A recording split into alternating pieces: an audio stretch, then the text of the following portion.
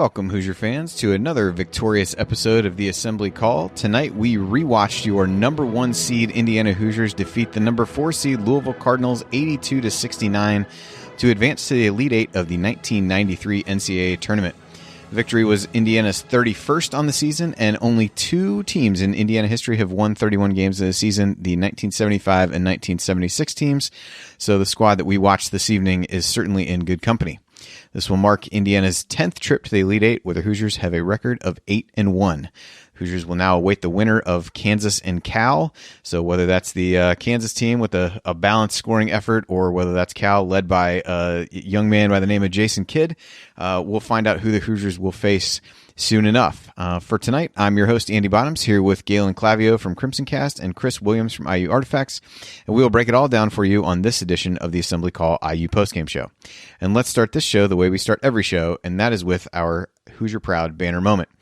The banner moment in this one can be none other than the point at which, in the first half, Calbert Cheaney, if you paused your video quickly, you could actually see him remove the soul of Dwayne Morton from his body, and Morton was really never the same in the game after that. He, in the possessions leading up to that block by Cheaney, I will not call it a foul because despite what the whistle was, it appeared clean on every angle, and the subsequent double technical leading up to that, Morton had been really, really aggressive with Cheaney in the post. Defensively, was really holding him, grabbing him off of screens, certainly act like he wanted a piece of Cheaney. The reality of the situation, that would prove to not be the case, because he really took it to Morton from that point. Morton made his couple free throws from that foul, from that alleged foul following that, to give him 7 points over about the first half of the first half, and he scored just 5 points the remainder of the game, and really took some forced shots, really, particularly, picked up his third foul, given an elbow to Brian Evans, and then in the beginning of the second half, really came out, tried to overdo it, I would say, was overly aggressive, missed a bunch of shots, and really struggled throughout, eventually fouled out late in the game with just 12 points, while Cheaney, on the other hand, responded extremely well to the small dust up there, played well in the first half, I think, with 14 points, and then during a stretch in the second half, simply dominated the game. I had him for 17 of 21 at one point during a run for IU. I believe he assisted on one of the other baskets, although it was hard to tell as they cut away to the Florida State-Western Kentucky game, and with this, whatever definition this television was that I was watching this game on, it was unclear whether he was the one to make the pass, but I believe that he was. Just had a tremendous game for Cheaney, ends up with 32 points, and really was a huge factor as IU pulled away in the second half. And quite honestly, his play, as well as that of Greg Graham down the stretch following the injury to Alan Henderson, are the reasons that you can think that this team may hang another banner, and that's what makes it tonight's banner moment.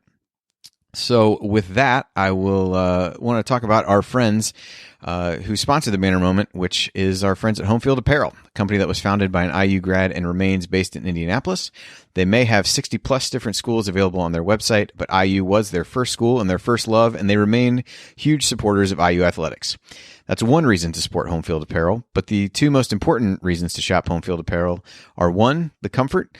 The garments are comfortable even after they're washed. I think everyone on tonight's panel and that's associated with the show has multiple items from Home Field Apparel, and 2, they're unique. They've got logos you can't find anywhere, and even if you find that you've bought as much of the IU apparel as you can afford, you can also go out and find other exciting logos. I recently ordered a couple things. The Appalachian State one yellow shirt with Yusuf, I believe, is his name on it. So I picked that up. And with the end of the college basketball season, even picked up something for the Dayton Flyers to try to remember the season by, because we really appreciate what Connor and the guys at Home Field are doing, particularly in what has become a really difficult time, and the things that they're doing to take care of their employees.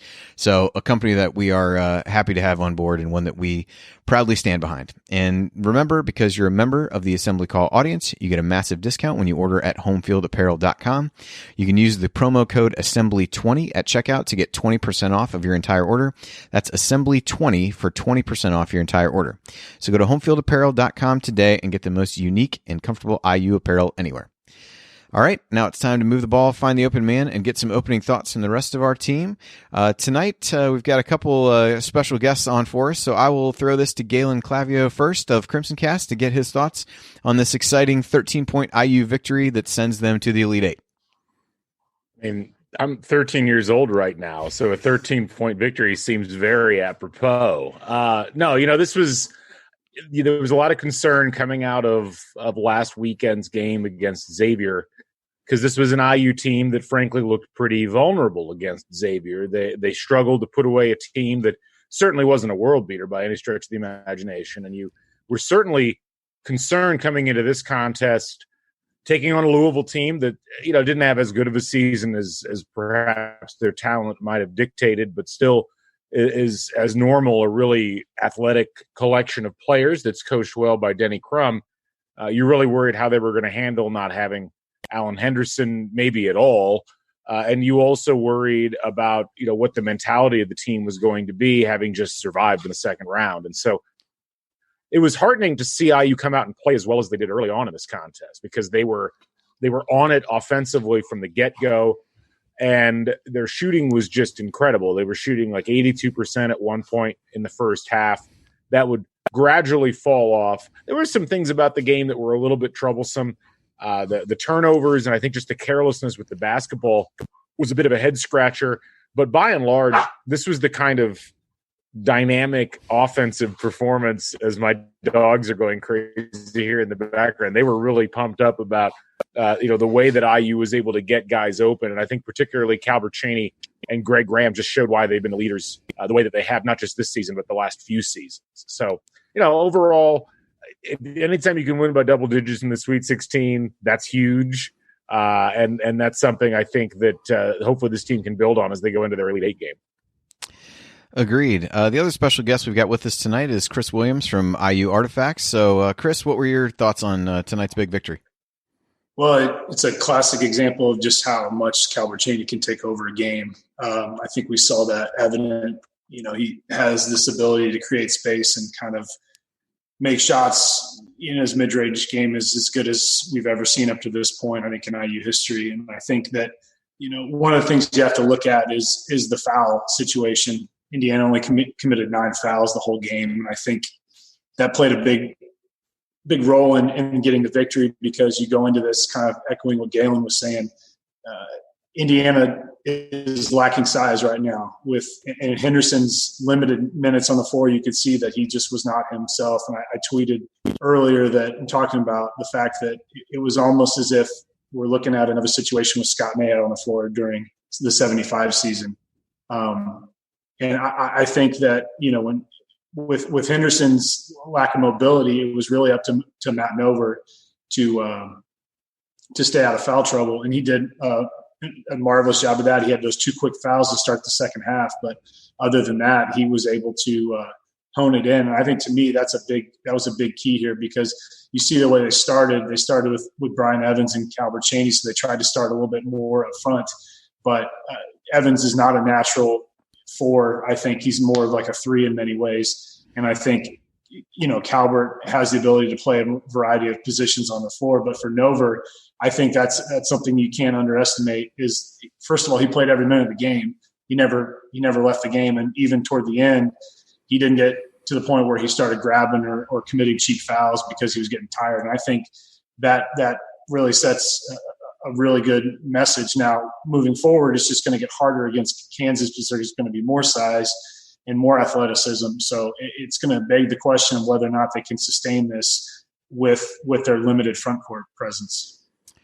Yeah, I think the front court piece is an interesting one. Henderson got a few minutes against Xavier. Got about 10 minutes or so tonight. Thought looked maybe a little bit better. Blocked a shot and got a steal in one of his first possessions. Was able to pick up a rebound. I think only took 1 shot while he was in there. But that's outside of the play of Graham and Cheaney, the big storyline with this team is really whether Henderson can give them anything as they move forward in this tournament. Galen, did you see anything tonight that makes you feel any more confident that he'll be able to contribute against a team, as Chris said, that's got more size that may present other issues? Or do you foresee IU going more with a similar rotation to what they did tonight. Evans himself hurt his thumb and didn't come back in the game over the greater part of the second half. So things are getting a little thin up front for the Hoosiers.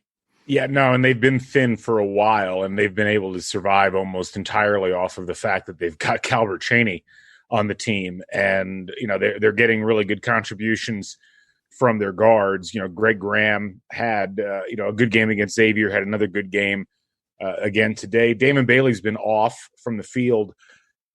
They're going to have to find a way to get consistent production out of their backcourt.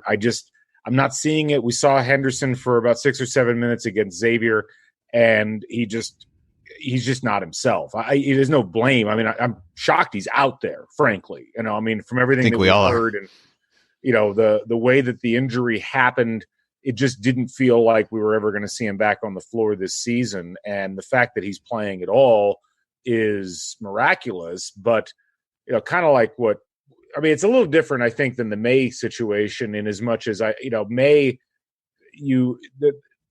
I think they kind of felt like they would win anyway without May on the floor. And then they tried to get him back in, and it ended up messing the chemistry up a bit in 75. I think in this case, I don't see a scenario. This IU team lost to Kansas earlier in the year with a full-strength roster. Granted, they didn't have Pat Graham at the time, but they did have a full-strength Allen Henderson. They lost that game on what was essentially a semi-home floor. So I'm not seeing much out of Henderson at this stage. If they're going to win this next game, it's going to probably have to be through a different roster configuration than what they were using. Yeah, and so the other guy that really has emerged, if there's a bright spot in the light of the Henderson injury, it's really been the continued strong play of Greg Graham. Was named Big Ten Defensive Player of the Year and really had excelled on that end of the floor, but has really stepped up his offensive game, and tonight had 16 points in the first half, ended up with 22 points overall, really got IU going, hit a 3 early, and then I believe got an and one shortly thereafter, and scored 6 of IU's first 8 points. Did a lot of good things early in the first half and really throughout the first half. Chris, how impressed have you been with his continued ascension, particularly in light of Henderson being out and just the way he stepped up? Yeah, I commented earlier that I was thinking to myself just how much he has progressed from last season. Throughout the Big Ten season, they were talking about him being a draft pick in the NBA, and I don't know if that would have been necessarily the case closing out last season. His athleticism, I think, is the one thing that is just tremendous. He's, to me, the most effective athlete on the floor when he's out there. I mean, even more than Cheaney, he has the ability to do things defensively. You can see that he made that tremendous block toward the end of the first half, I believe it was. But, his ability, it seems to be in transition, is where I saw him shine the most. His ability to find the open man was really effective. But his shot is something that I think we all think about Cheaney's mid-range game, but Graham, he went for 7 for 11 from the field, and he was perfect from the foul line. So I think that as a scorer, especially like when we're talking about losing a guy like Henderson, who not only was a tremendous rebounding threat, but also was a scoring threat down low, you need to find something else as a kick out, because if you do have a situation where you dump it down to Matt Nover, who I don't think is known for his tremendous offensive ability. Hell, he did have 15 points tonight. He does have the ability to he has good touch around the basket, but having the ability to kick out to somebody like Graham really sets in motion another offensive threat that defenders for future teams are going to have to look out for. And it'll be interesting to see how Kansas comes out knowing this going into the next game. Yeah, it's interesting to watch with Graham. He's a guy that you look at, someone who stayed 4 years, and just the way he's evolved over the course of his career. The transition play that you mentioned has really always been a part of his game, but the level of control that he's playing with right now compared to what he looked like early in his career, just exciting to think about what guys can be when they're in the program for that period of time, and as you watch them grow. Galen, anything else you wanted to add on Graham about his performance, whether it be the first half, second half, just really over the last few weeks, because it's been pretty remarkable. It's hard to have a season where you average 16.5 points a game, where you shoot 55% from the field and 51% from the 3-point line, be overshadowed. But that's exactly what's happened to Greg Graham this season, because Calbert Cheaney's on the roster and has been just tremendous. But look, at this point, it's hard. Graham has sunk into the background a little bit, because the focal point of everybody is Cheaney, and yet Graham is out there, chipping in consistently in a bunch of different areas. And I think that, what he was able to do in this game was an illustration of, not just his offensive ability in terms of scoring, but also his ability to help the offense along. And it didn't as much show up in terms of the overall box score here, but a guy had over, what did he have? 102 assists this year, which was tied for second most on the team. And that's for a guy who's essentially a two guard. That's a pretty big accomplishment. So I think that what you've seen as we've watched this season and this group of players come to this natural culmination is, in almost any other era, you'd look at Greg Graham and say that guy is a tremendous, maybe the best player on the team. It's just that he happens to play with, perhaps the best player that, pound for pound has actually ever put on an IU uniform. And that's good. It's an interesting sort of thing to think about. What would we be talking about with Greg Graham if this was 1986 instead of 1993, or if this was like the late 70s? It's you look at him and you're like, well, if he was the top dog on a team, how good could he have possibly been? So I was just really impressed with how he played, not just in this game, but all the way down the stretch of this year. Yeah, and you mentioned that, and so as you say that, we're going to talk about Calbert Cheaney. So, but perhaps this is not meant to overshadow, but it certainly talked about him in the banner moment. But just an incredible performance from him. He got a little bit of rest toward the end of the first half when Knight really tried to set him down with 2 fouls, tried to see if he could get through the rest of the half. And Damon Bailey made a couple clutch plays there that we'll talk about in our next segment. But Cheaney really, at the beginning of the second half, things were really ragged for both teams, quite honestly. And Cheaney took a longer three early in the shot clock, early in the second half. But then the very next possession, he came down, stepped into one. They moved the ball around, made a basket there, got a tip in a couple possessions later. An assist to Nover on a really nice feed after that, and then really just kind of took off for a stretch there. Totally controlled the game. I think scored 9 of 11 for IU in a quick spurt that put IU up at the end of it 73-62, and they never really it never really got close after that. Had a couple of those patented shot fake drive into the the edge of the lane and just pull up and knock down a jump shot. And it's one of those things where he's just been such a joy to watch over the course of his 4 years in Bloomington, and you never really know. It's good to see him go on to another game and go on to face the winner of that Kansas Cal game, but just a chance again for him to really show his greatness, and a chance for us to celebrate all that he's done over the course of his career, because we don't know how many games of him we have left to watch at this level for sure. So, Chris, what takeaway do you have from Cheaney in this game? What have you really seen from him? I saw lots of leadership from him, just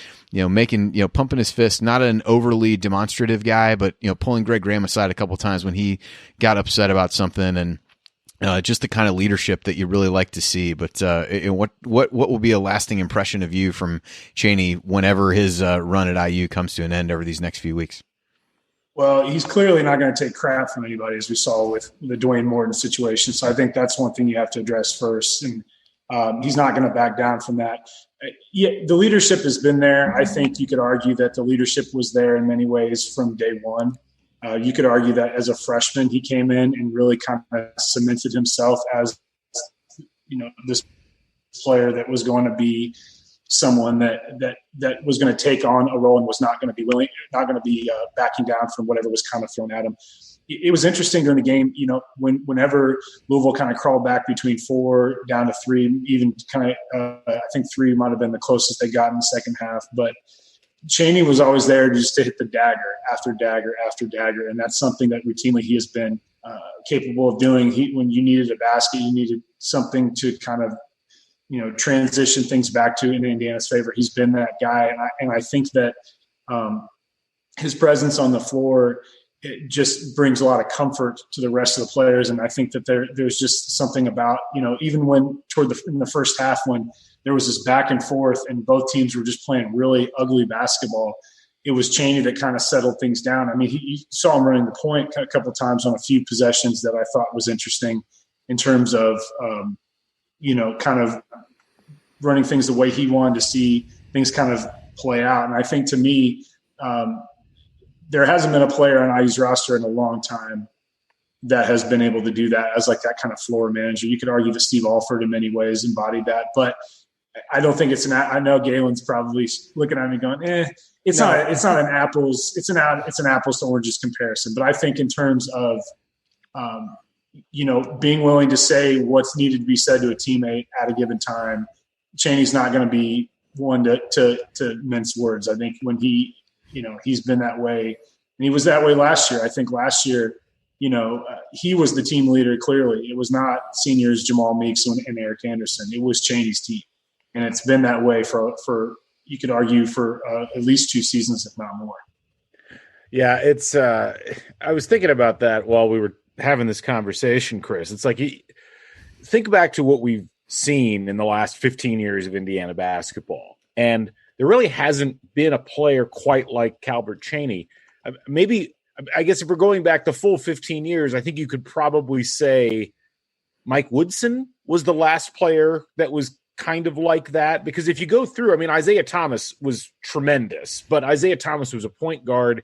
He had a particular type of way he played the game that wasn't as all-encompassing. Steve didn't have the scoring ability that Calvert does. Yeah, Steve Alford certainly was a shooter extraordinaire, but he's running off of screens. He's constantly moving without the basketball. The whole purpose of the offense is to get Steve Alford the ball. Jay Edwards, who we didn't get to see more than a season and a half of, he had the potential to kind of grow into that, but he was also a little bit undersized. And, it would have been interesting to see what he would have grown into if he had stayed for his final 2 years. But Calbert Cheaney, really for the first time since the 70s, feels like one of those complete basketball players that we've seen on other teams. And it hasn't necessarily hurt Indiana. They won 2 national titles. They won, 4 Big Ten titles in the 80s, I think 4 or 5. They were a team that was able to succeed almost not having players like that. But we forget that the foundation of the Bob Knight era at IU was built in part by having players like this on the team. And it's almost like a blast from the past to some degree to see a guy like Calbert Cheaney with his versatility, with his ability to shoot, with his ability to defend, with his ability to rebound, with his ability to control the pace of the game, and also be a leader, like a spiritual leader for the team. Being able to do all that, being able to be the all-time leading scorer in Big Ten history, a mark that, who knows, might stand for a long time after this, it's really special to see. And I think it's easy to kind of lose track of it in the moment of how lucky we've been to watch Calbert Cheaney these last 4 years, and to remember that he essentially came almost fully formed out of the basketball womb as this type of a player. It's amazing. As relatively unheralded as he was, despite what Bill Raftery said on the broadcast, he was not the heralded recruit in this class. That was Pat Graham. You could say Greg Graham. Certainly Lawrence Funderburk was in that group as well. And the fact that the way that it's developed for Calbert Cheaney, the way he came out as hot as he did and stayed that way all 4 years is really a special thing that hopefully IU fans remember for a long time. Yeah, it was interesting. A couple, and we'll certainly talk about Cheaney quite a bit in a few of the meaningful moments in the next segment. But even at the end of the game, you felt really good about the free throw shooters that IU had out there. But Pat Graham and Leary both missed the front end of 1-and-1s, and Cheaney basically went and got the ball the next time down to be the one to get fouled. He did. He rimmed out his second one, but he made 3 out of 4 free throws down the stretch. And it was just when somebody needed to take charge, he was the guy to take charge. There was a play that I think it was maybe Greg Graham got beat backdoor, and Cheaney just kind of turned to him with this disapproving look of, I can't believe we just gave up a basket that way. And, but just kind of shook it off after that. And got back down the floor and went back to playing. But again, that leadership that we talked about so much is definitely there for Calbert. So we'll certainly talk more about him as we move forward in our next segment. We'll continue the breakdown of IU's 82-69 win and look for some meaningful moments you might have missed, as well as some stats from tonight's game.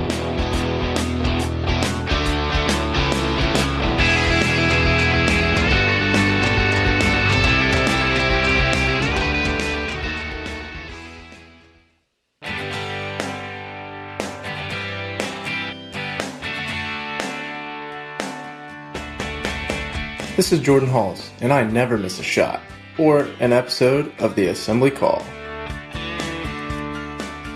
You're listening to the Assembly Call IU postgame show. I'm Andy Bottoms here with Galen Clavio from Crimson Cast and Chris Williams from IU Artifacts, and we are breaking down IU's 82-69 victory over the fourth-seeded Louisville Cardinals in the Sweet 16. It's time for tonight's meaningful moment that you might have missed, and there were a number of these, and I think there'll be good ways to talk about a handful of the players that we haven't really gotten to hit on so far. Let's talk Pat Graham briefly. There was a point in the first half, Louisville had cut the lead to 1 at 29-28. Calbert Cheaney comes down, hits a three, and then the next possession, Pat Graham knocks one down. And it really, particularly after Brian Evans went out, it was Pat Graham getting a lot of minutes late in the game. And he's another guy. Greg Graham has gotten a lot of accolades for stepping up in the aftermath of the Henderson injury, but Pat Graham has played really well there as well. Came back in that Purdue game when it was somewhat unexpected that he would be out there, gave them some minutes, put up 10 points in the Xavier game in the second round, and really has stepped up. And tonight didn't necessarily have a huge scoring game. Those 3 points were his only 3 of the game, but he played 19 minutes, had those 3 points, 3 rebounds, 3 assists, just 1 turnover. I thought he really gave some solid minutes and was a guy that, Galen had mentioned in the last segment about being one of the more highly regarded recruits of that group, and his career certainly hasn't gone due to the injuries and things like that as well as everyone had hoped, even though we've seen the flashes of it there. But he's another guy who really has stepped in and assumed a more complimentary role and really started to excel in it. So Galen, thoughts on Pat Graham, what you saw from him tonight? Do you see him continuing to soak up some of those minutes, especially dependent upon what Evans' status is for the winner of that Kansas Cal game? I mean, we have to keep in mind, Pat Graham, this was only his 12th game of the season, and he's only averaging about 15 minutes a game. He just hasn't had that many reps, and this is a guy that, unfortunately, because of the broken foot that he suffered on 2 different occasions, missed the entirety of last year. It's very touch and go with him. I don't know how many minutes he can actually absorb, and he still looks a step slow defensively. He's still trying to find where the ball is supposed to go when he's passing it. He got caught out on the perimeter a couple of times picking his dribble up because he wasn't exactly sure where to go. I don't blame him for any of that. Like, in an ideal world, you're not having to play Pat Graham in those sorts of situations. But it's easy to forget what a good player Pat Graham is. He was, as was mentioned, he was, I think, Indiana Mr. Basketball in 1989. He was, he didn't start as many games as people perhaps remember his freshman year, but he was one of those players that was just he'd come off the bench and he would give you a lot of offense very quickly, and it looked like he was going to be a key part of this IU team even into his sophomore year. He started a couple of games. He was in the rotation pretty regularly. It's a shame the way that his injury situation has played out over the course of time, and certainly what he brings to the table isn't quite. It's like. You need another player that can play effectively in the post, and that's something that definitively Pat Graham cannot do at this point. But if he can spell at that 3 spot for a little bit and allow Knight to move things around a little bit, maybe they have a fighting chance against Kansas. Maybe they can figure out a way to reconfigure the defense.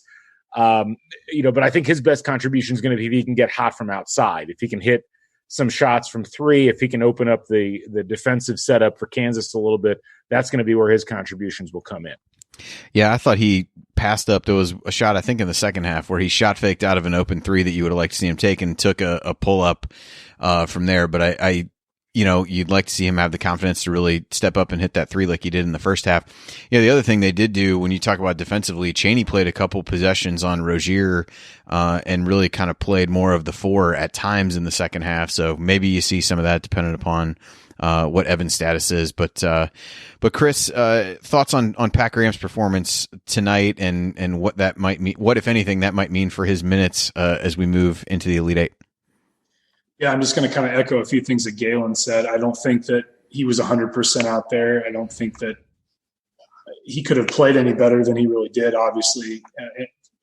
But he's going to bring you a scoring threat, and that's his greatest attribute. His defense was a little bit, he's going to do his best out there. He was not a heralded defender coming out of high school. He averaged over 30 points a game because he was a scorer, and that's what he was recruited as. And if he can be an additional 3-point shooting threat, if they get into that situation and he can be that threat, that's going to be something that's going to earn him more minutes. It really just comes down to him kind of filling a void and letting, a guy like Cheaney get a blow or Graham get a blow for a minute. And who knows, he may play, I don't think he's going to, outplay, Damon by any means in terms of minutes, but Bailey was only 2 for 7 from the field tonight. So, and he hit that big three in the first half. But if Graham can come in and start knocking down some shots, that could really be a huge impact that could change the tide of the game, because they're going to need to have the outside shooting going, because the inside is going to be difficult for a guy like Nover to score effectively on someone like Greg Ostertag.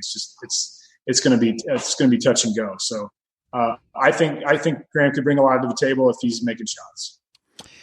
Yeah, you mentioned Damon Bailey. He had a couple other moments that I wanted to bring up, and it was that stretch toward the end of the first half. He really had not taken a whole lot of shots. Took one early, but otherwise didn't do a ton there. And so he stepped up though toward the end of the half with Cheaney on the bench, as we talked about earlier.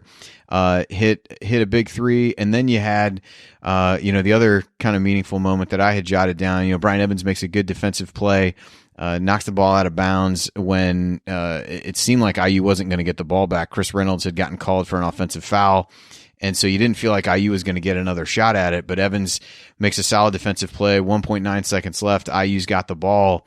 They run a great out of bounds play, get Bailey a shot. He nails the three and puts IU up 7 as they go into the break. And so his play, those were the only buckets he scored, with those 2 threes down the stretch of the first half, but they were really big baskets to give IU at least a little bit of cushion and really reward Knight in some ways for not leaving Cheaney out there, not putting him back out once he got that second foul and giving him some rest. So thought those were big plays from Damon. Galen, you had mentioned earlier that he had struggled a little bit down the stretch. Did you see anything tonight that makes you feel any better or worse outside of that one, flurry of threes at the end of the first half?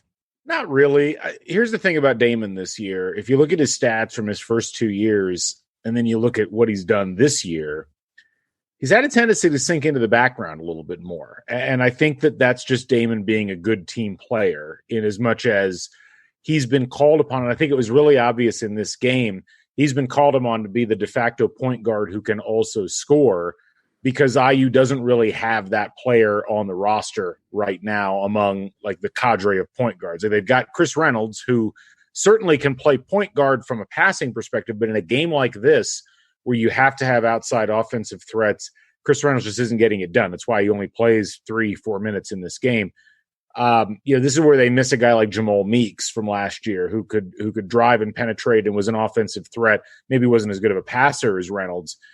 And I think Bailey's kind of subjected or subjugated his own offensive game at times throughout the course of this season in order to help facilitate what other people are doing. He's trying to set up Greg Graham. He's trying to set up Calbert Cheaney. He's trying to set up Matt Nover. And I think that process, it worked a lot better when Alan Henderson was out there and starting and playing regularly, because then he fits really well into the overall flow of things. He can, as the fourth option, sometimes Damon Bailey is a tremendous fourth option offensively. Here, he's still trying to do the same thing, but the offense isn't flowing quite as well because you don't have that post presence on both blocks like you had earlier on in the season. So I think Damon seems to be still kind of adjusting to that, and I think teams are keying on him a bit more, and it's making his job a little bit tougher. Yeah, Chris, any thoughts on Bailey coming out of this game for you? I agree with Galen 100%. He's going to bring that scoring factor that Reynolds doesn't have. I mean, Reynolds is a tremendous on-ball defender, but he can kind of get lost sometimes, I think, when his dribble penetration. I mean, he kind of got out of control in a couple times during Big Ten season. I think that Bailey's a little bit more under control with that. And I think I would like to see Bailey knock down some more shots. I think, but I think Galen said it best. He's kind of fading into the background and kind of letting, doing what he needs to do to set up the primary scorers right now, which are Greg Graham and Calbert Cheaney. And I think he's doing what he's being told. And I don't know, maybe Knight's asking him to be more assertive on offense, but I think he's doing exactly what he needs to be doing right now. Yeah, I agree. I definitely didn't feel like he forced any shots over the course of the game. I thought he was, moved the ball, did the things that Knight wanted him to do. So yeah, it wasn't, to me, the fact that he only scored the 6 points wasn't necessarily a red flag, because the guys that were really hitting on this game in particular were Cheaney, Graham, and Nover to that extent. And those were the guys that took the bulk of the shots. So, I think overall that was a fair strategy. Any other moments really stick out to you guys, outside of being excited about some of the CBS programming that's forthcoming? Anything really stand out?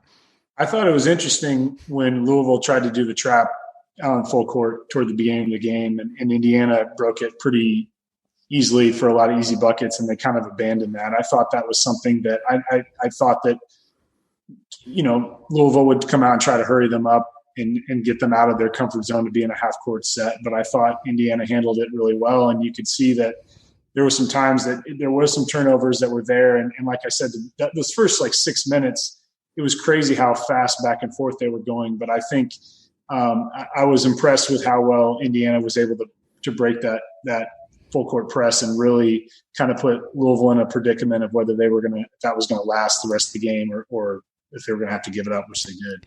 Yeah, and some of that, I think Galen, it was you that mentioned Cheaney played a couple of possessions at point guard. Maybe it was you, Chris, but that really, it was the combination of Greg Graham, Damon Bailey, and Calbert Cheaney that was able to make quick work of that press, and it was abandoned pretty quickly, it felt like. So I would agree with you. I noted that as well, and you even saw them go to, I think, a diamond and one toward the end of the game on Cheaney, which at that point, I think he'd done enough damage that it didn't really matter.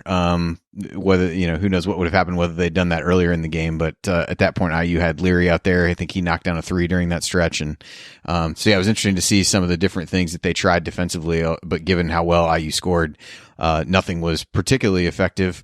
Galen, any moments stand out to you? Are we not doing the CBS moments? We absolutely can do the CBS moments. I mean...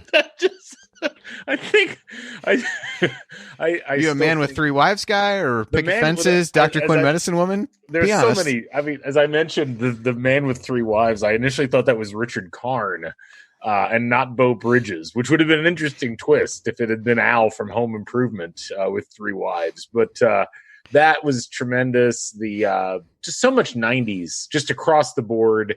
I think one of my favorites, and I mentioned this on Twitter, somebody else quoted it in chat, the Mercedes win-win lease, which they kind of throw out there as this key that's going to let this relatively conservative family get a Mercedes, and you look it up and it's like, hey, that win-win lease is like $860 a month in $1993, which if you go to your handy-dandy inflation calculator, that's about $1,550 a month for a lease. So just think about that. Like, you could get 2 Range Rovers these days on lease for that. How does Bex and O'Doul's get spots? Well, commercial spots. How is it? And how does Chevy decide they're just going to put ads for every single one of their models? Like, we had the Blazer, we had the Lumina, we had the Cavalier, which, like, my God. There was something. You only had to hear Bob Seger like a rock once. Which I thought you were going to explode when that popped up, and then I was it. That was before. I guess it was the mid '90s, like Fox NFL, when it was literally twice an ad break every time out with Like a Rock. But did anybody else notice that James Woods was the voiceover on the Bex commercial?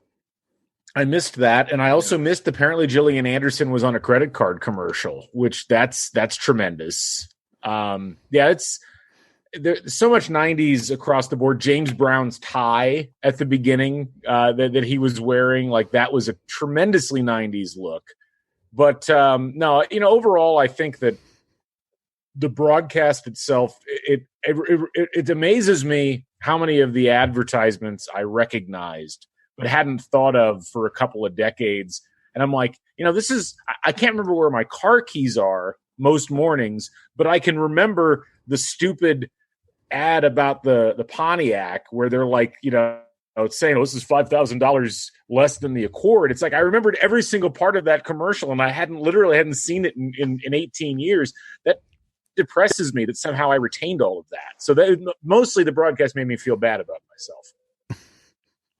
Well, that's certainly not the intent. I will say from a Chevy perspective, as we were going, they had the Lumina. At one point, my family owned not one but two Luminas, and I eventually drove a Cavalier at one point. So, I mean, apparently, this, much like you, Galen, really resided deep within me as I worked through this. So it was good to see. We'll do Chris is asked to do a favorite commercial segment, so we'll leave that perhaps for the what aged best and worst segment. I have a favorite in my head, but we'll see what happens from there. So after that, there's no real way to rein this back into statistics, but there's no reason that we can't try. So we'll kind of look a little bit inside the numbers on this. One of the numbers that I wanted to mention, this we touched on this earlier in the game, but the one of the numbers was 40, and that was the number of minutes that Matt Nover played in the game. And he's a guy we haven't talked about a ton on the show. He had countless shot fakes, really did some solid work inside against Louisville, was 7 of 9 from the field, 1 of 1 from the free throw line. So a really efficient performance from him with 8 rebounds. Just thought it was a strong performance, and he did only have those 2 fouls. To Chris's point, he picked those both up within about a minute of each other early in the second half, and it was good that he had not picked up fouls in the first half, because that may have meant sending him to the bench for a little while, at which point I'm not exactly sure what IU would have done. But I thought a really strong performance from him inside, held his own for the most part against the Louisville big men, and really where he needed to kind of let guys go and didn't pick up cheap fouls. But Chris, any thoughts on Nover from tonight's game? Obviously, it's a more challenging matchup. You mentioned against Kansas potentially coming up for him. So it'll be interesting to see how he reacts to that. But for tonight, I thought he did everything and a little bit more than IU could have asked of him. You make a great point about the foul situation. If he had gotten 2 early fouls and he had sat most of the first half, that could have changed the tide of the entire game in a lot of ways. But, he did really well. I don't think that he ended with 15 points, and I don't think that we could have asked for anything more from him in that regard. But the fact that he played the whole game, he did not get tired toward the end and start grabbing on defense and getting himself into a position with fouls. Going to the foul differentiation is just amazing. Yeah, that was the other one I was going to bring up too. Fouls. Yeah, sorry, I didn't mean to print it. You're good. But 9 total fouls to 20 for Louisville. I mean, that we didn't have a single player with more than 2 fouls. I mean, to me, that is something that is just shocking in terms of our defense, especially interior defense against a team that on paper is bigger, and you could see it early on. They were able to attack in the paint and get some easy baskets.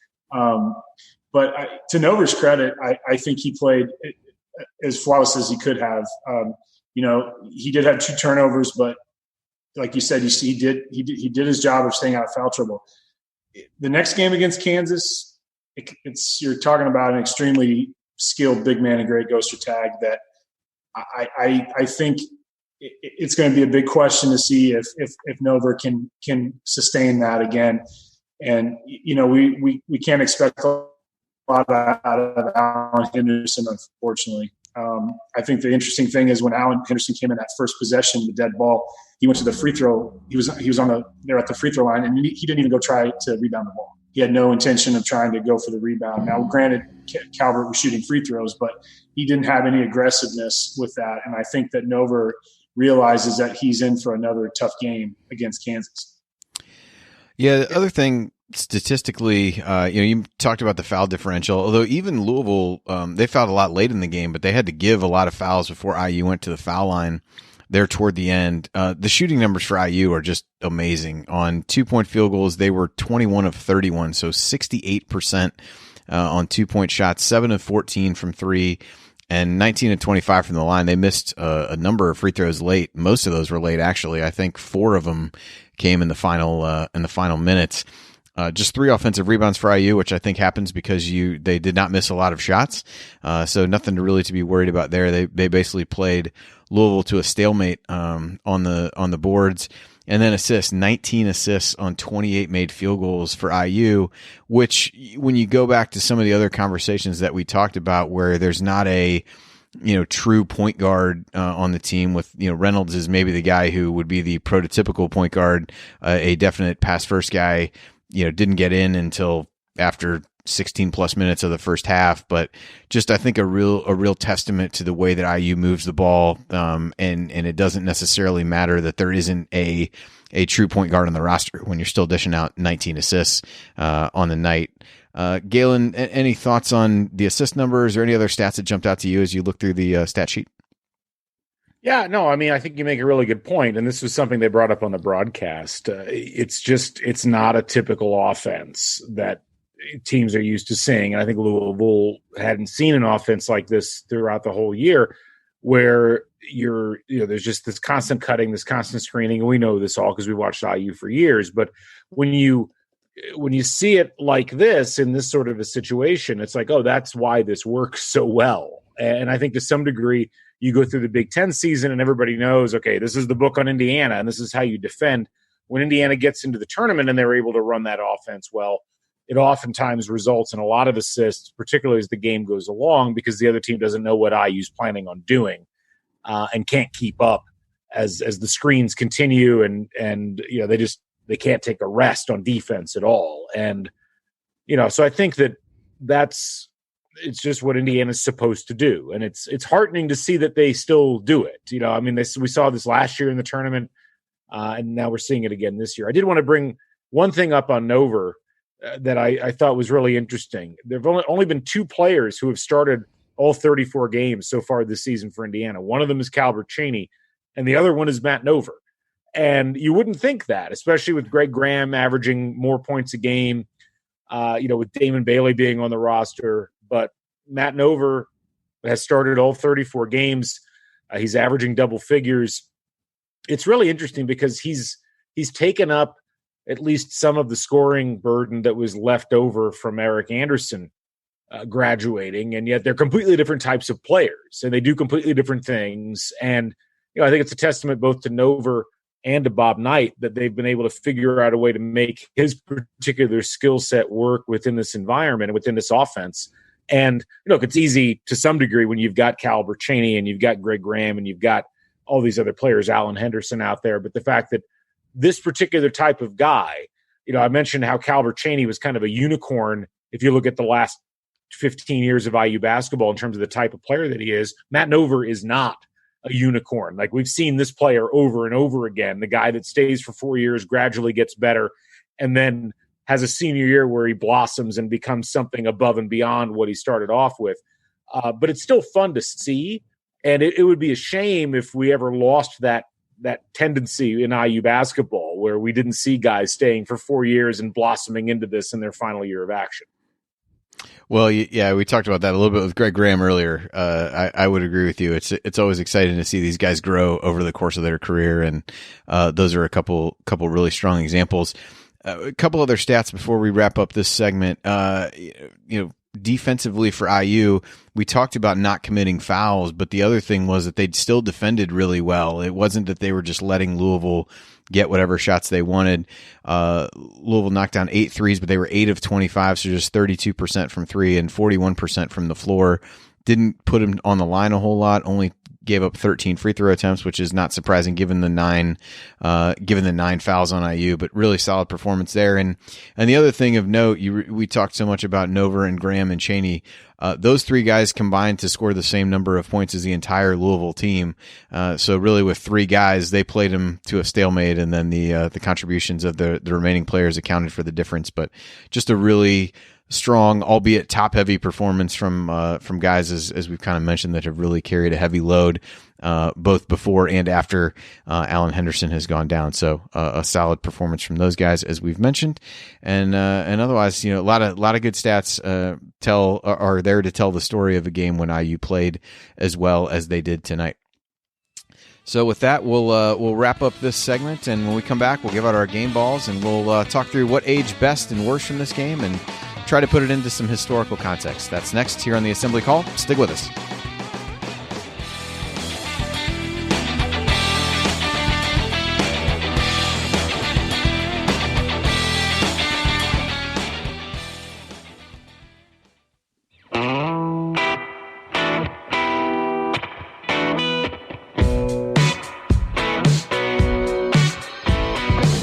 This is Nick Zeisloft. I never miss an open three, and I never miss an episode of The Assembly Call.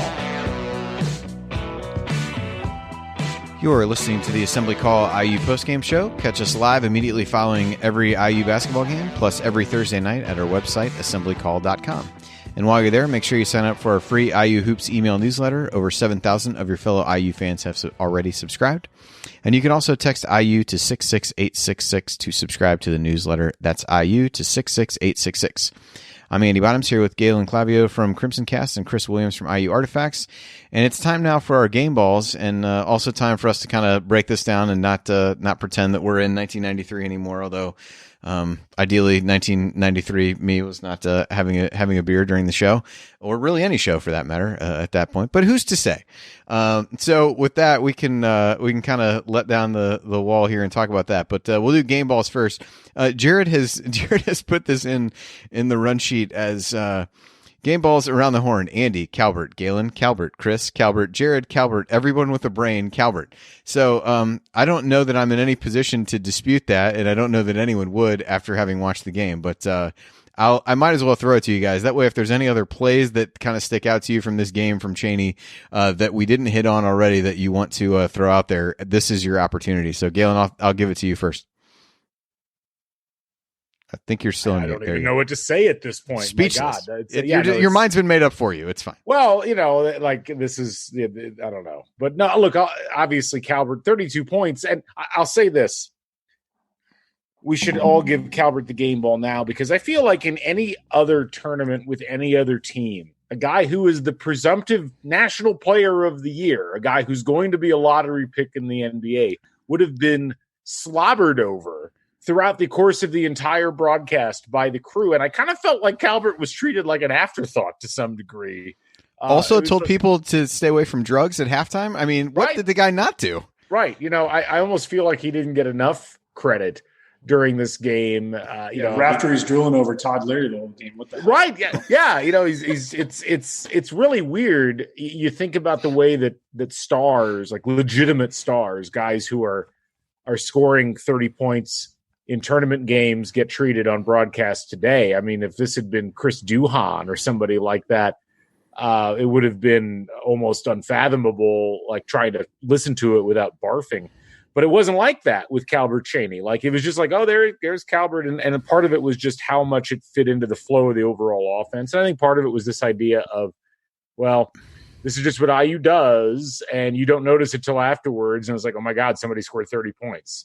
So obviously Calbert Cheaney's the game ball. I will say this, Matt Nover deserves a hell of a lot of credit to go, 15-8 and shoot 7 for 9 from the field in a game like this where you play all 40 minutes and also to only pick up 2 fouls against a pretty physical front line for Louisville, as Chris mentioned earlier. That's a big accomplishment for a guy that's, certainly if you're looking at the most talented players on the floor for IU, might be the 4th most talented player that's playing the game. So, I'll tip my hat to him and say, really good job you would have probably been the player of the game in any other game that wasn't involving Calbert Cheaney.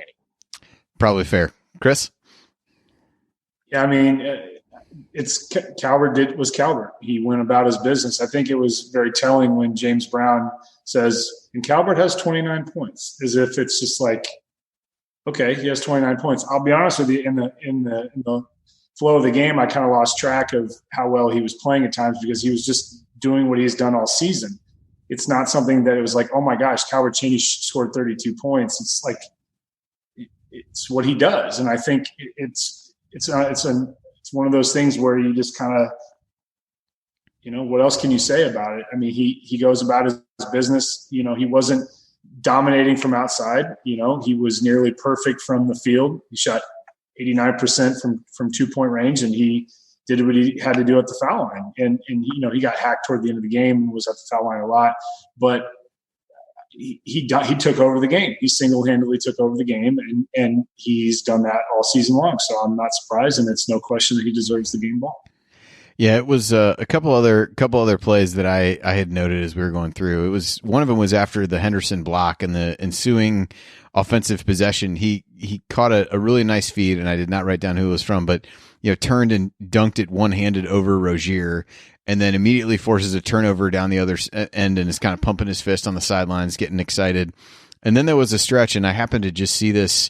I think it was yesterday on Twitter, maybe it was today, that somebody synced up the Fisher audio to this sequence. I think Martha the Mop Lady tweeted this out, but there was a sequence of 3 plays where he hit this just really tough turnaround jumper, then had a nice cut, got a layup inside, and then just did the patented shot fake drive, not quite to the elbow, a little bit inside of that, and just rose up over everybody and made a shot, scored 6 straight points in no time. And I think Louisville took a timeout immediately thereafter, as they should have. Just those kinds of plays. It's funny that you don't.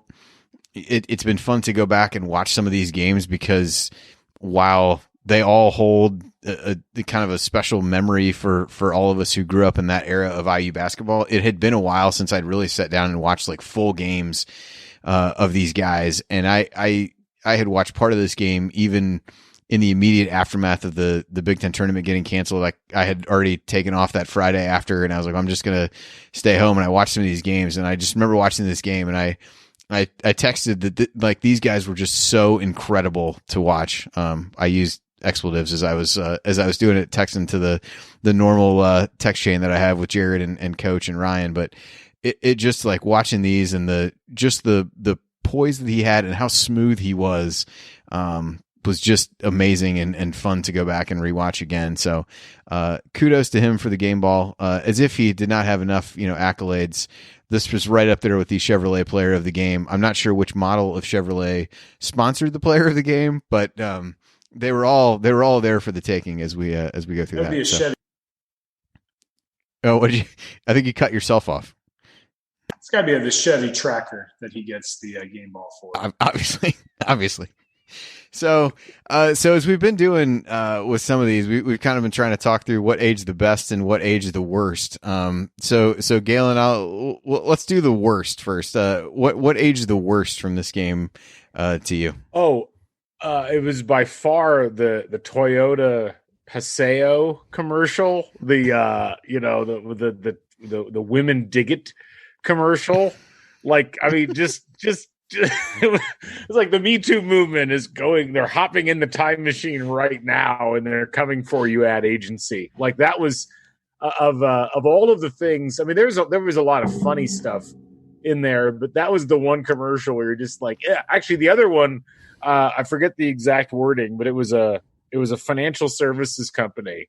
And it said something along the lines of, maybe the only thing worse than dying is having your money run out. Is that the Prudential commercial? The Prudential, yeah. Yeah. Neither of those really survived well over the course of the intervening 25 years.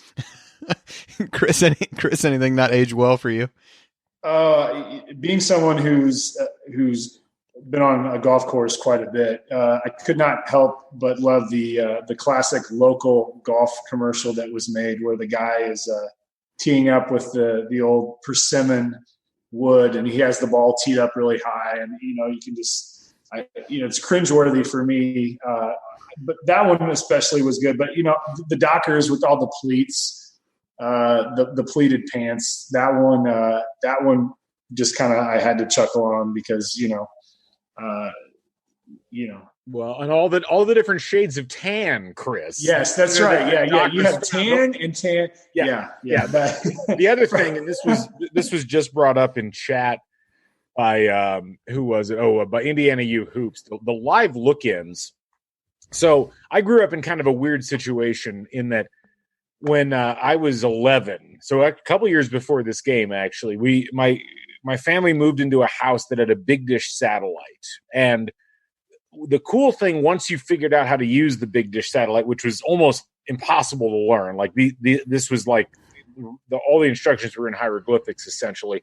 But once you learned how to use this, you realized that you could pull in live feeds of games that were not like region dependent. Like, so it's like, oh, we're going to stick with the Indiana game pretty much regardless. And so I missed most of the live look-ins throughout the course of my lifetime. But, there were occasions where the satellite wasn't working or whatever. And so you'd end up with situations like this where for, 3 minutes, 2 minutes of like a key point of the second half, you're not watching the game that you want to watch. Like, this was a Fort Wayne broadcast. This is squarely in the Indiana marketplace. And we're watching Western Kentucky, Florida State, like a game that maybe nobody cares about Bob Sir. Like is somebody in Auburn, Indiana being like, I can't wait to see what happens with Charlie Ward? No, they're not. So it was just that was really, I understood what CBS was trying to do, but this was, I think, the thing to keep in mind. This is back in the era. And if you watch any sporting event from the 80s and early 90s, this comes through so much. Like, networks really thought that sports fans were very casual, that they didn't really care what game they were watching as long as it was like exciting. And that was what the important thing was. It was not terribly brand dependent. And so they would do this all the time. And it just frustrated the hell out of the actual sports fans who were not just there for the entertainment, but were actually there because they were interested in watching their own team. So that certainly has aged poorly as well.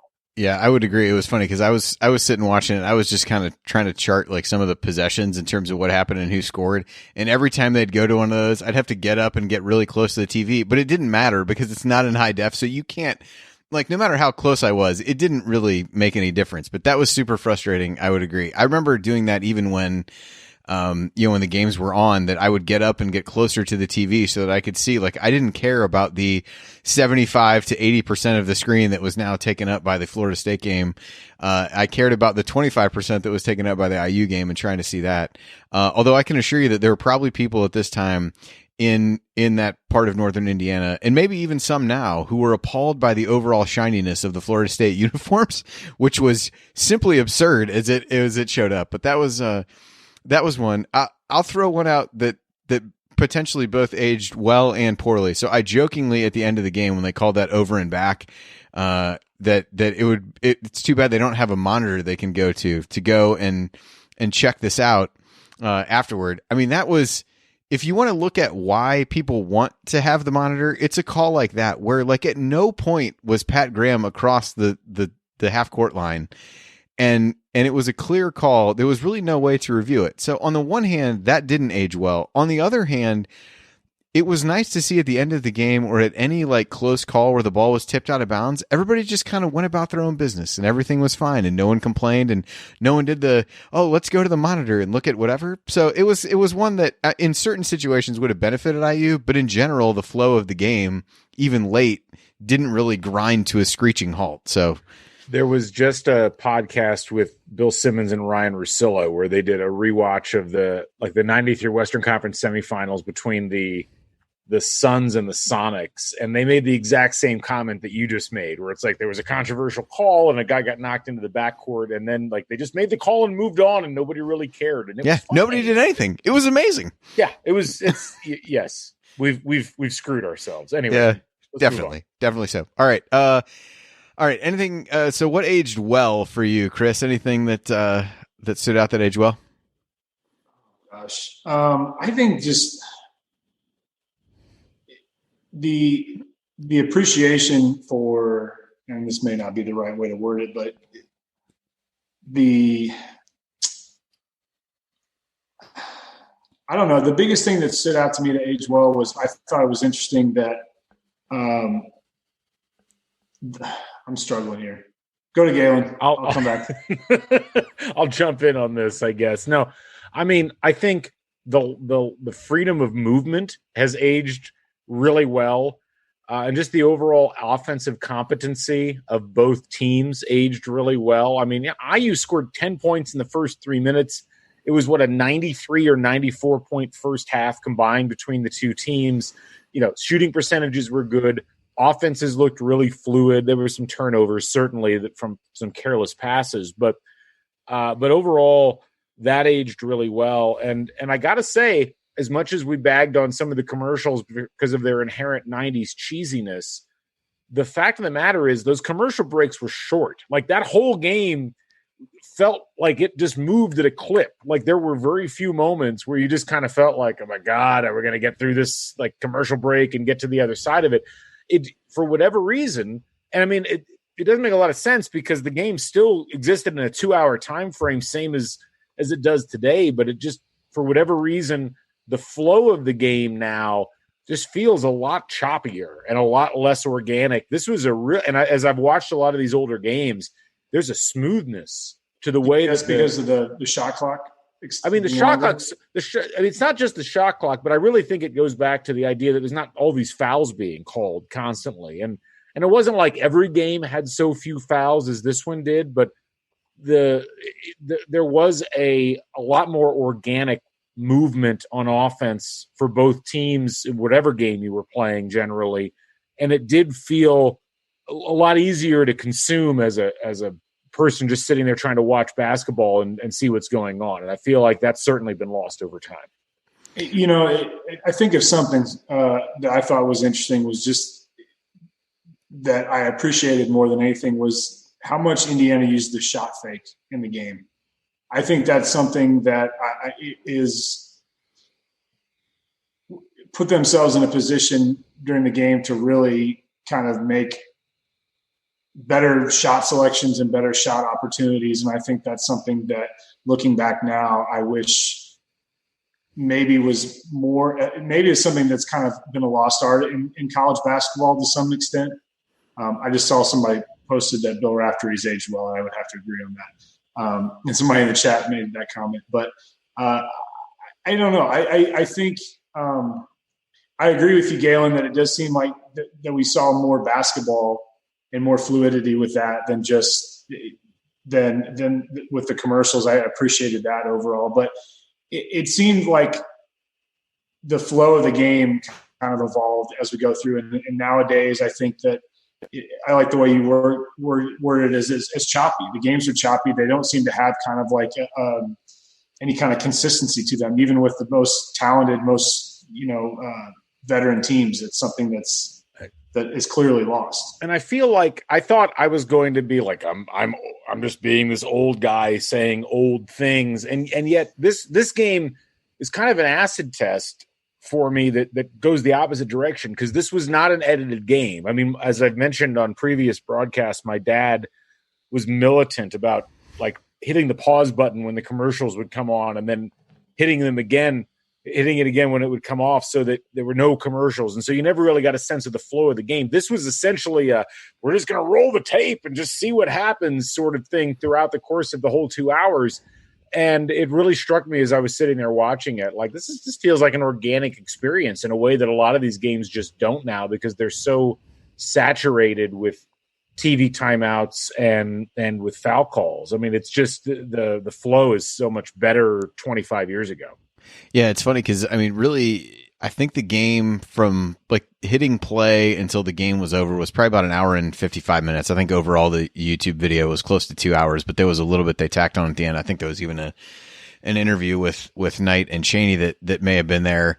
I came downstairs after that was done to try to get everything set up. But yeah, I mean, even the beginning, they had a preview section, took a break, then came back to start the game. It wasn't even like the game started at the beginning of that, and it was still well within the 2 hours. And yeah, I thought the flow was generally good. Some of IU's better possessions were ones where, they showed an ability, and I think that a lot of that has to do with the personnel on the team. Like there were times when they would go down and they would take some relatively quick shots. But there were other times that some of their better offensive possessions were ones where they really settled down, used the full shot clock, made the opponent work for a long period of time, and eventually got a good shot. And so to Galen's point of, sitting around being old and saying old things, I guess that probably fits me into that category of like, well, they made them work on defense, and that's really what mattered. And they got a good shot as a result, but it was really true in this case as you go through some of that. So, yeah, I thought those things were interesting to look at. Some of the freedom of movement, as you mentioned. I do think the note, and somebody tweeted this out as well, about the technical on Cheaney, where they're talking about like sportsmanship or whatever being a point of emphasis. And it was like, yeah, that's been a point of emphasis every year since then. And taunting. Really, they kept talking or about taunting. That. Yeah, that's what it was. When is it ever not a point of emphasis? Yeah. What are you gonna do?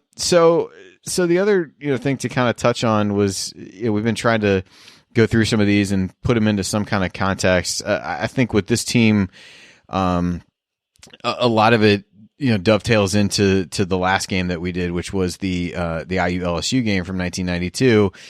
A lot of the same things that are said about that team are talked about with this team because they're inextricably linked in everyone's mind. A few pieces changed, Eric Anderson, Jamal Meeks, as we've talked about, but in general, it's a lot of the same cast of characters that we go through. And Galen, you and Scott did a Crimson Cast this week that was a little bit more dipping into the hypothetical or big picture type questions. And one of those was around, what happens if this team, Alan Henderson doesn't get hurt, whatever happens, this team goes on to win a national championship. What does that all mean? So we don't need to dive back into everything that you and Scott talked about. I would certainly encourage people to listen to that, to kind of go through the larger discussion, but, anything that you came away with your conversation with Scott about that you think is worth sharing in the aftermath of watching what would be this group's last win, as a team? I'll say this. Having watched this game again, it was really apparent this team wasn't going to win the national title. I think that for most of us who were watching at the time, this particular configuration without Alan Henderson, I mean, they were very limited in what they could do. They just had the wrong personnel set at the wrong time. If Eric Anderson is there when Alan Henderson gets injured, maybe they still are able to win a national title. Or if Brian Evans is a year older, or if Chris Lawson hasn't transferred a couple of years earlier, that was probably a ship that had, was impossible to keep from sailing. So it's, when you look back on it, it was inevitable that the season was going to end like this. Like, even if they had somehow managed to beat Kansas, who would they have played in the Final Four, Chris? Was it North Carolina that they would have played in the semi because Kentucky played Michigan? Is that right? Chris was muted there, but I think that sounds right. I'll double check, but I don't think. But I mean, even if they get past Greg Ostertag and Kansas, they're probably not beating Eric Montross and North Carolina. They would have run into the exact same issue and probably a slightly more talented team. But to go back to the central question that you were asking and what we talked about on the podcast, I don't know if there's two different paths you could potentially look at from a scenario perspective. If IU wins a national title, it probably insulates Bob Knight from serious criticism 4 or 5 years later, which would end up kind of that, along with the various incidents that were going on, would end up undoing him at IU. But it also might have been a situation where he just decides to leave at some point in the next couple of years after that, because at that point, what does he have left to prove? He's won 4 national titles. He doesn't want to go through another major rebuild. He doesn't really like recruiting anymore. Maybe he needs to leave for a couple of years to kind of recharge the batteries, which would have been a very different sort of long-term outcome for IU, either direction in that case. But, it's hard to say with either of these teams if they'd managed to pull off the victory and then, and win a national championship, whether that would have been better. I mean, it certainly would have been great because we would have had an extra national championship at least, but it would have been interesting to see if there was really any tangible difference in what happened over the next 6 years. Yeah, Chris, what are your thoughts on that? Yeah, I agree with Galen, and it would have been UNC. And then if we had miraculously gotten past UNC, you play the winner of Kentucky and Michigan, and you really beat Michigan again. I don't know. The biggest thing to me with this team is that I think that in the moment we didn't realize what was coming up next. And Galen and I have talked about this before. This is really I was 10 when this season was concluding, and I remember it very vividly. I remember bawling when my dad told me that Henderson had gotten hurt in practice, and I remember thinking, I didn't have the insider analysis about basketball at the time, nor do I really now, but I didn't really understand what the impact would have made. And I think when we think about what that team was, the next year was just to be, 94 team goes to the Sweet 16, but just what that 93 team, what that was going to be an endpoint for, and what all the uncertainty and all the ups and downs moving forward. I don't think that we truly realize now. It's very clear, but we didn't realize just how important that season was in IU basketball history, because things were changing. Things were going to change drastically. And I think to echo what Galen was saying, the personnel was not there. If you have a healthy Henderson, it changes everything. But, I think that in Nover, he was more one-dimensional in a lot of ways than Henderson was. Henderson had a lot more athleticism than Nover, but you don't have the personnel. I mentioned it earlier. I mean, Todd Lindemann by no means is going to be a superstar even at this point, but he's sitting on the bench as a redshirt. So you don't have an extra big body to draw some foul, to get fouls and give somebody a blow, because does Nover go back-to-back 40 minutes? I don't think he does. Well, he came close. I think he played 39. I looked at the box score of the Kansas game, which is crazy. But he would have essentially had to play 40 minutes every game for the remainder of the tournament for them to be able to win. This was, keep in mind that this team was really one big man away. Even if Henderson's healthy, I don't know that they necessarily win the national title this year. Like, I think they probably had a better shot the previous year because they had a more complete team. They had a more complete point guard situation. They had a more complete situation on the front line. This team was missing essentially one of three players.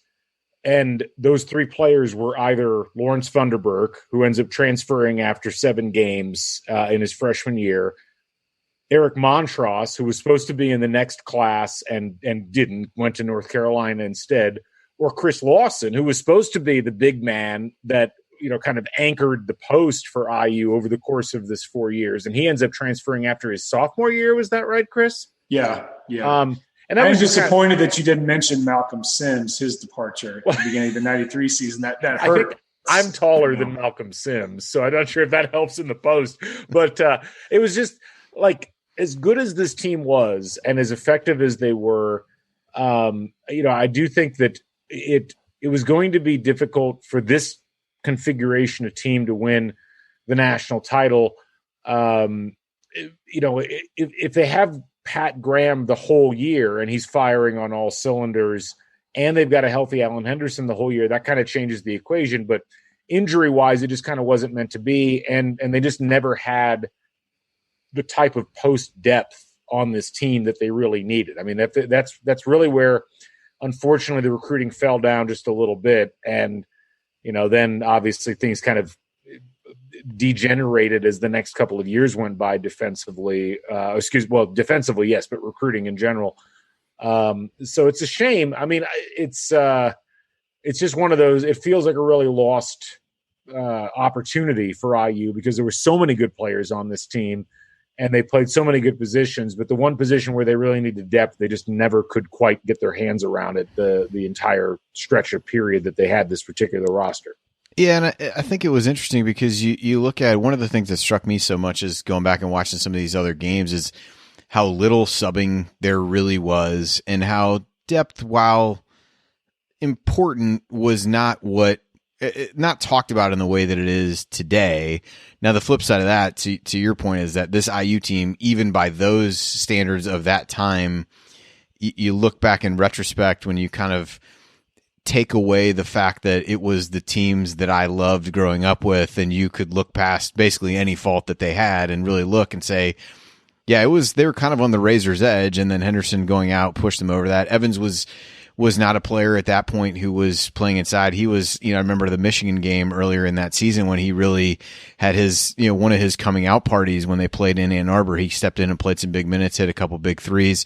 But really being a post guy was not what he was going to do. You saw them use Cheaney that way a little bit in this game, but it wasn't anything they were going to, in that era, really wanted to do for any period of time. So you look back at it that way, and you kind of, this season and the season prior are always kind of linked together. And I think the thing that, while losing in the Final Four to Duke and under all the circumstances and all those kinds of things that went along with it and all the history that's built up around that, was that at least you knew coming back into this 92-93 season that you had the core of that team. You didn't have everybody. You lost Anderson, you lost Meeks, but you knew that a team with a core of Cheaney and Graham and Nover and Henderson coming in or Henderson being there would be one that you felt good about and that you could do that. I think I was a lot like, what Chris said, rung true with me. I was 14 at the time of this game, and I remember crying when this game was over because I loved Calbert Cheaney as much as anything that I've ever loved from a basketball perspective, and knowing that his IU career was over was devastating. But you didn't have the perspective, even at that point, to know like things aren't going to be the same when these guys aren't around. And you kind of knew on some level, but you spin that forward to the following year when you've got, senior year Damon Bailey, you've got Alan Henderson as a junior coming back at health, Pat Graham as a fifth-year senior, and then Evans stepped up well, and Leary even played well in that season. But really the depth after that really dropped off, and that team was fine. They finished 12-6 in the Big Ten, but it's not a memorable season, and so it's funny to look back now and be like, well, yeah, I'd like to think that I know a lot more about basketball and would have seen coming kind of what the next few years might bring for this team, but you had that sense of hope after the 92 season. And I think didn't have a huge sense of hope after it wasn't the same, but you hadn't really seen IU fall off, at least during your kind of formative basketball years at least for me at that point. Like you hadn't seen a huge drop off of what would happen. And so it was hard to kind of put into context like, hey, these guys are going to be gone. This is going to be a tough road for a little while. And it ended up being that for quite a while, quite honestly, and led into the time when all of us were actually there. So it's odd to look back at some of that stuff now with the perspective that we have. No, it is. The whole thing feels frozen in time. Like this was, and it's tough because you show people this, particularly younger fans, and they're like, okay, this is fine, whatever. Why are you showing me this old person? But in reality, it's more along the lines of, hey, this was really the last apex. I mean, there's certainly been good teams since then. There was obviously the 01-02 team was a really talented team that kind of underachieved in the regular season and then blossomed in the postseason. The 12 and 13 teams were really good. The 07-08 team before it fell apart was really good. But this level of total team is frankly not something that IU has touched since this happened. And that's hard to get your head wrapped around given that it was as long ago as it was. I mean, you got to remember that team, this 93 team was 17-1 in conference play. And that was the best record since Indiana went undefeated in 76. I mean, that just shows you the level that they played on. And I agree. It's tough. I think, Galen, you said it really well. It's hard for the younger generation, like the students that are IU now. I feel really bad because, you show them something like this and they see that they go, okay, well, yeah, this is when we were good. I hear that term all the time. Oh, when we were good. And it's kind of depressing because, I was lucky enough to experience the 02 season as a freshman, but we haven't really been able to touch that, especially to this level, what we saw in 93, where game after game after game, you knew what to expect with this team and you knew what to expect with Calbert Cheaney. We're just not seeing that right now. And, and it's something, unfortunately, I think a lot of the younger generation just can't connect with in a lot of ways. Yeah, it was to your point, the consistency and the just sustained greatness, for lack of a better term. I can't tell you how many times since we've started doing the show that we've lamented the fact after games that how many guys on such and such team do you know what you're going to get on a night in and night out basis? And this team wasn't perfect. There were guys that ebbed and flowed. I mean, as Galen said, you only had 2 guys that started every game, and some of that was night, some of it wasn't. But man, you had a really good idea of what you were going to get out of most of these guys on a given night. And Cheaney just got a little bit fierier as time went on, but was just such a competitor. That's what really comes out in watching some of these other games with him, just how competitive he was and what a leader he was. He wasn't necessarily demonstrative, but just like so many of those qualities are what feels like they've been missing, along with that consistency and that level of greatness. And it's one of those things that it makes you excited to go back and watch because it holds such a special place in your heart and what made you fall in love with IU basketball. And then you watch other pieces of it and it's like, damn it, why don't we see, just insert this quality or this thing here now? And I think that's what leads to some of the, I don't know, disconnect or whatever you want to call it between fans and the program and different things like that now, because so many people had their opinion of what IU basketball should be formed by watching some of these teams. And that might be for some folks an unfair standard to be holding some of these people to. But I continue to watch these, especially these last couple, like walk away from these games feeling like bittersweet in some ways of watching them, but also being able to put into context how people feel about today's teams when comparing them to the ones that we've watched over these last couple rewatch episodes. All right. Well, we've gone nearly an hour and a half, and I think any of us who did fall in love with these teams could talk about these guys for a while, but I do have to transfer this file over to Jared at some point and attempt to get a little bit of rest on what I believe is the weekend, although quite honestly, with times being what they are, what really is a weekend at this point anymore, but we'll move forward. So just to give a quick update, what we've got going on next. So Sunday night, same thing, 8:00. We'll be watching the IU Kent State rewatch from 2002. So the Elite Eight game there. I know I was there for that one. There you go. The IU Duke game that preceded that was on CBS Sports Network last night, and it was fun. Dane Fife was kind of live tweeting pieces of that. I got his opinion on how he rated the flopping of Mike Dunleavy in that game. He was nice enough to say that it was not as good as his or as good as Brad Davison's. So I enjoyed that response to the question, but it was kind of fun to watch that. But people have obviously watched that game a ton, as well they should, but we're going to, because we needed an Elite Eight game, we wanted to pick that one. Some certainly exciting 3-point shooting, some Antonio Gates as a basketball player will be seen in that game. So definitely an exciting one. So that will be Sunday night. I am not exactly sure who all is on that one. I believe Jared is hosting, Chris is on, and I don't know if... I think Scott's the other one. I think Scott's it's the third. Okay, Scott's the third. All right, I'm glad you guys know what's going on. So, so that should be a good one. No Scott Ryan redux, which was a fun listen after the IU LSU rewatch game. So we definitely encourage everybody to tune in for that. So that's Sunday night at 8:00, and then Jared will be able to give you the rundown for the following weekend, because I think we go to Saturday, Monday at that point, because we'll be moving into Final Four territory. So I think I've got the duty on the Saturday game, which will be the 87 IU UNLV game in the Final Four. So just a reminder, you are listening to the Assembly Call IU postgame show, and remember that because you're an Assembly Call listener, you get 20% off of your entire order at homefieldapparel.com with promo code Assembly20. So if you want a great deal on the most comfortable and unique IU apparel that you'll find anywhere, go to homefieldapparel.com and use the promo code Assembly20 for 20% off your entire order. And with that, it is time for last call, which is fitting since we've been on for about an hour and a half now. So, just any final thoughts about this team, this game where IU beat Louisville 82-69? Galen, I'll throw it to you first.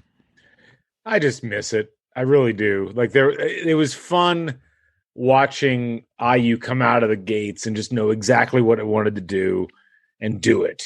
And, it was a fun game. I mean, Louisville kept it close for a little while, but in reality, IU had control of the game. Every time Louisville made it close, IU pushed it away. And I don't know. I get a lot of nostalgic feelings because I can distinctly remember being old enough to not just watch these games, but really appreciate them.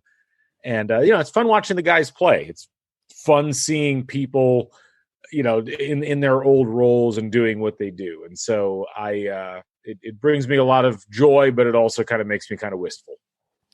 Agreed. Chris, final thoughts from you on the game tonight? Yeah, it's the same. It's bittersweet. I mean, it brings up great memories of my childhood, great memories of going to games as a kid with my grandparents. But it also reminds me of just how long ago that was, and that is something that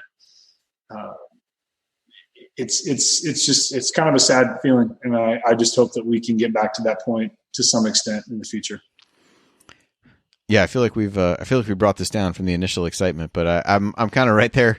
I'm kind of right there with you guys. It was so exciting to see this team. Cheaney at the height of his powers, Graham playing so well down the stretch, and just seeing them kind of fill in around those guys with other players in the aftermath of the Henderson injury. The way the team tried to come together as best they could, and the end was certainly disappointing based on that and what it really felt like over the course of the season this team could accomplish. And Galen, your point was a good one coming out at the beginning, where IU knew what it wanted to do, was going to assert itself, and really did that from the opening tip. And even though the game was close at times, there wasn't really a point when you felt like, certainly not now since you knew the outcome, but even then you didn't really feel you weren't worried to watch the team out there. You kind of felt like these guys have it. They've been through enough. This group has stayed together long enough to really understand each other and be able to play through difficult situations. And it's funny because you contrast that to now, and far larger leads make me far less comfortable today than a small lead with this team did. And I think that speaks to how good these guys were, how talented they were, and what they accomplished, because you don't get that level of comfort without having watched them accomplish a great deal and pull out a number of those games when it seemed like they may not be able to. And so this is, these couple years of what these last couple rewatches have been were really by a fairly wide margin my favorite IU teams. I think that everybody runs into that dependent upon when they're growing up, but it's certainly the success was part of it, but it was also that point in life when you're really, starting to develop what you're interested in. And these teams were right there at the forefront of that for me. So it's been fun to go back and watch, to you guys' point a little bit. And to my point a little bit earlier, a little bit bittersweet, but really fun to watch this team just be dominant in stretches. Watch Calbert Cheaney be be everything that he has been made out to be.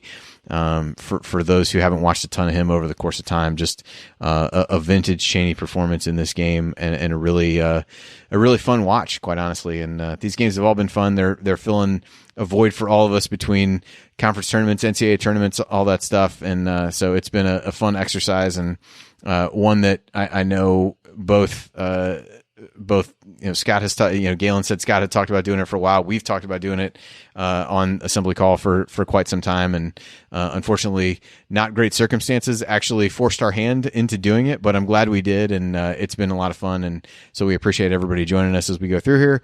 Appreciate Galen and Chris for joining me tonight to talk through a game that meant a lot to all of us, or a game about a team that meant a lot to all of us growing up. And it's been fun reliving some of that and trying our best to put it into some context.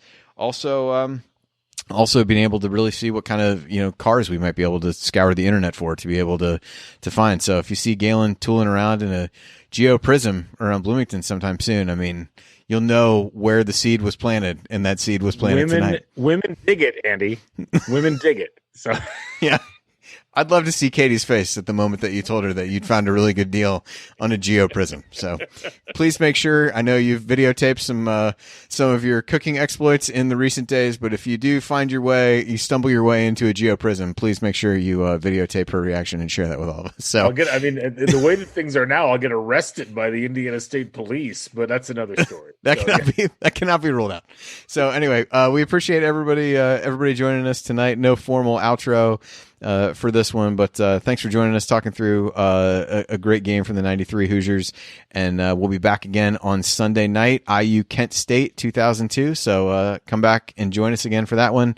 And thanks again for joining us. We appreciate it. Thanks, everybody.